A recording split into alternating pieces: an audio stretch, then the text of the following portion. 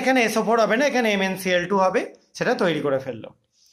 এখানে আমি নিয়ে নিয়েছিলাম কিছুটা মোর সল্ট, সলিড অবস্থায় রয়েছে, তার মধ্যে আমি কিছুটা জল ঢেলে দিচ্ছি।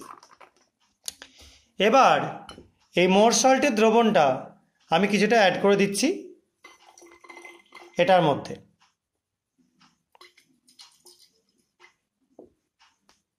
দেখো বাকিটুকু অ্যাড করে দিলাম।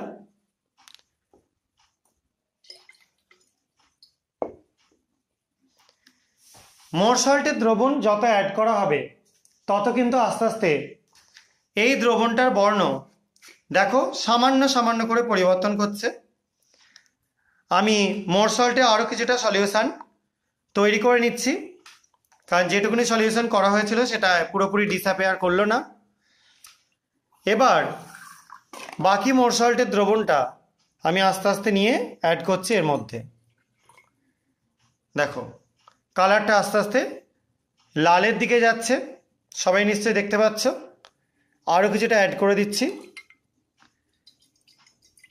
দেখো কালারটা আস্তে আস্তে ইয়েলো হয়ে যাচ্ছে, কারণ নিশ্চয়ই বুঝতে কোনো অসুবিধা নেই কালারগুলো। আরও কিছুটা আমি অ্যাড করে দিচ্ছি এবং